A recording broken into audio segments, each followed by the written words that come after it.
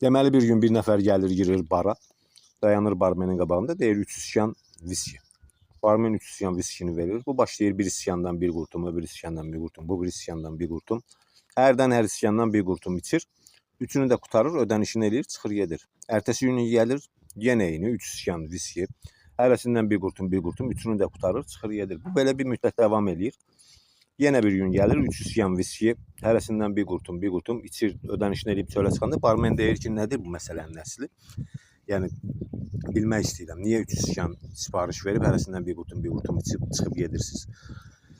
Yəni qutarıb iskanları çıxıb gedirsiniz. Deyir biz 3 nəfər dostuq, yaxın dostuq. Bir-birimizə söz vermişik ki, kim harda gedib nə içsə, bu bir 2 nəfər üçün də içəcək. Mütləq şəkildə.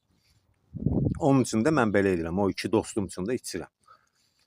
Bu bir müddət beləncəsində davam eləyir. Bir gün də həmən adam gəlir, girir barmenə, barın qarşısına. Barmenə deyir ki, 2 iskan viski. Alır viskilərdən bir qurtum birindən 2 viskini, 2 dənə stəkan viskini qutarır çölə çıxanda. Barmen deyir, Allah rəhmət eləsin. Yeri cənnət olsun. Deyəsən dostluğunuzun biri ölüb. Sönür barmenə baxır, deyir, xeyr, dostum ölməyib. Niyə olsun? İkisi də sağdırlar. Sadəcə mən hacca getmişəm. Mən artıq içmirəm. Onların üçün içirəm. Gəldiyim hər yerdə onlar üçün içirəm. Mən namazında, niyazında biriyəm, içki içmirəm.